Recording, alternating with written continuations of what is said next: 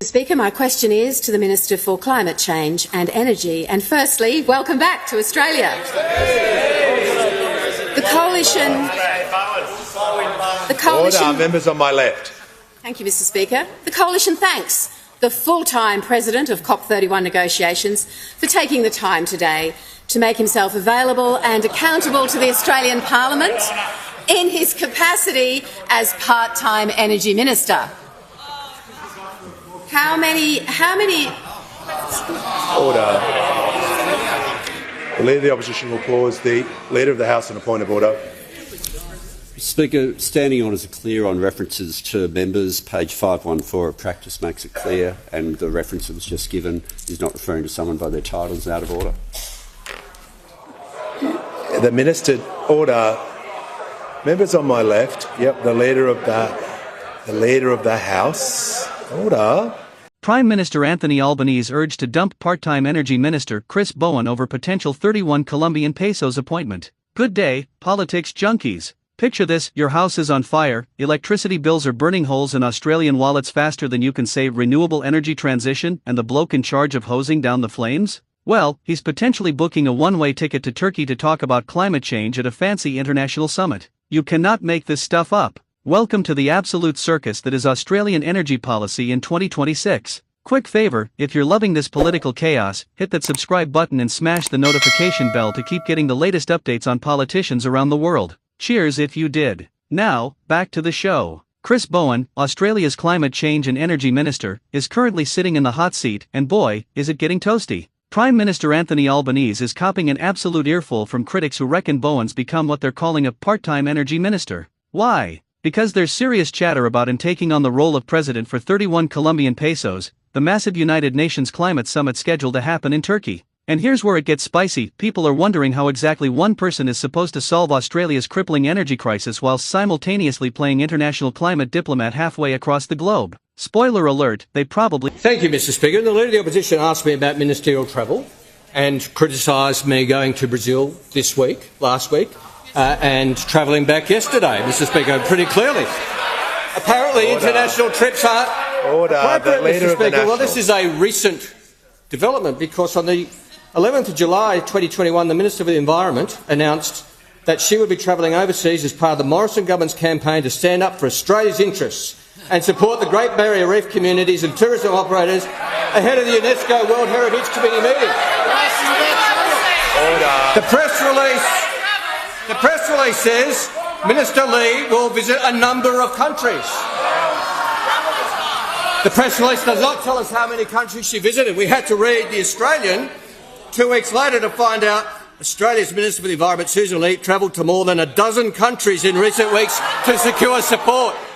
We cannot. Let us talk about the elephant in the room, or should I say, the kangaroo in the outback. Australian households are getting absolutely hammered by power prices right now. We're talking eye-watering electricity bills that make people nostalgic for the days when they complained about avocado toast prices. Energy costs have been skyrocketing faster than a SpaceX rocket, and families across the country are making the brutal choice between heating their homes or, eating actual food. It is that serious. Meanwhile, businesses are watching their operating costs explode like fireworks on Australia Day, except way less fun and significantly more expensive. Now here is where the plot thickens like your nan's gravy. The opposition and various critics are essentially saying, mate, we have got a domestic energy catastrophe on our hands. Maybe, just maybe, this is not the ideal time for our energy minister to be distracted by international glory at a global climate summit. It is a fair point, right? Imagine hiring a plumber to fix your burst pipe, but halfway through the job, they decide to enter a national plumbing competition in Istanbul. You would probably want your money back.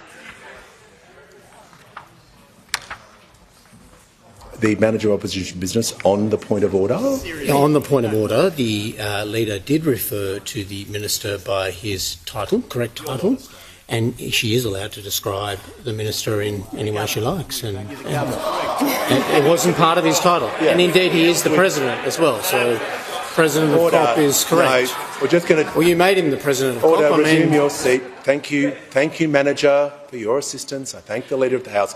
We're just going to deal with this. People need to be called by their correct titles. The to assist the House and let's to move forward, if the Leader of the Opposition could move to her question and we don't have the commentary when we're asking questions, that would help everyone, and particularly addressing everyone by their correct titles. We don't need any other descriptors.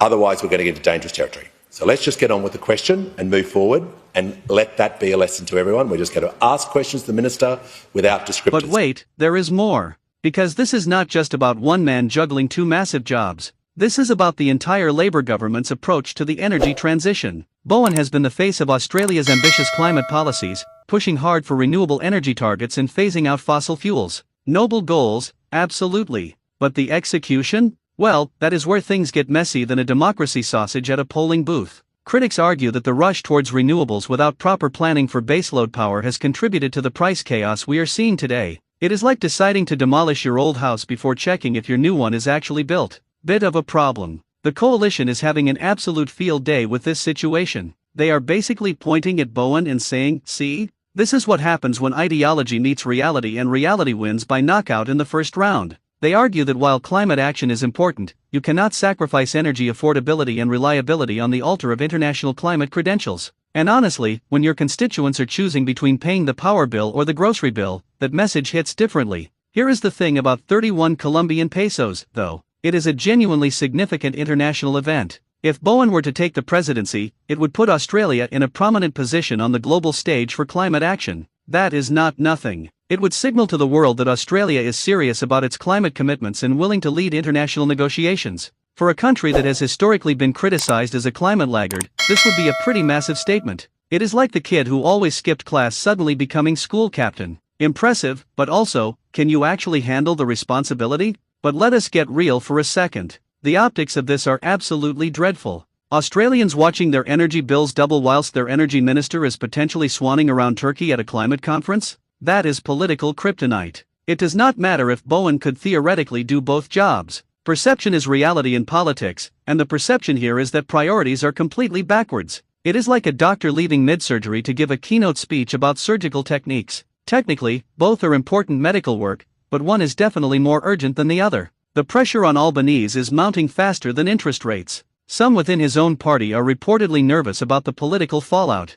They are looking at polling numbers, they are looking at angry constituents, and they are doing the maths. And that maths is screaming, this might cost us the next election. Albanese is stuck between supporting his minister and senior colleague versus responding to legitimate concerns about where ministerial focus should be during a genuine cost of living crisis. It is a political tightrope walk over a pit of crocodiles wearing "I told you so" signs. What makes this even more delicious from a political drama perspective is the timing. We are potentially heading towards an election year where cost of living is the #1 issue on voters' minds. Energy prices are not some abstract policy debate happening in Canberra. This is hitting Australian families in their hip pockets every single day. When people open their electricity bills and nearly faint, they are not thinking about Australia's international climate reputation. They are thinking about how they are going to afford to keep the lights on. That is the brutal reality that politicians forget at their peril. Bowen's defenders, and he has got plenty, argue that this criticism is unfair and politically motivated. They point out that modern ministers handle complex portfolios all the time, that he can absolutely manage both domestic energy policy and international climate diplomacy, and that Australia needs someone with his experience and passion on the world stage. They reckon the whole part-time minister label is just opposition spin designed to undermine both Bowen personally and the government's climate agenda more broadly. And look, they are probably not entirely wrong about that. But here is the uncomfortable truth that cuts through all the political spin. Trust in politicians to handle the energy transition is at an all-time low. People feel like they were promised affordable renewable energy and got expensive chaos instead. Whether that is fair or not is almost irrelevant at this point. The perception exists, and perceptions vote. Every day Bowen spends focused on international climate negotiations is another day the opposition can hammer Labour on domestic energy failures. It is political ammunition being gift-wrapped with a bow on top. So what should Albanese do? Well, that is the million-dollar question, or should I say, the million-kilowatt question. He could stand by Bowen, defend his ability to do both roles, and risk the political backlash. He could quietly encourage Bowen to decline the 31 Colombian pesos role to focus on domestic issues. Or, as some are demanding, he could reshuffle the ministry entirely and bring in someone singularly focused on bringing power prices down. Each option has consequences, and none of them are particularly appetizing politically.